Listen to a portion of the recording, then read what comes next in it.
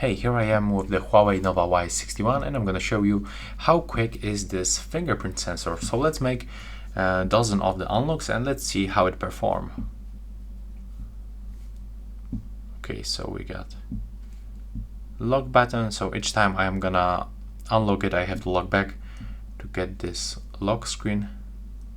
And as you can see, it works really quick. I'm putting the finger and after like half of the second the phone is unlocked.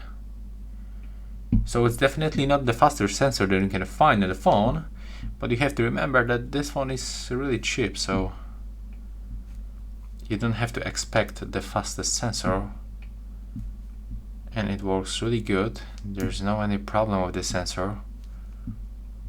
It detects my fingertip every time.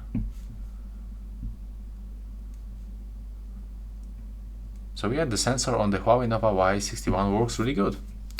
And yeah, that's all for this video. Bye!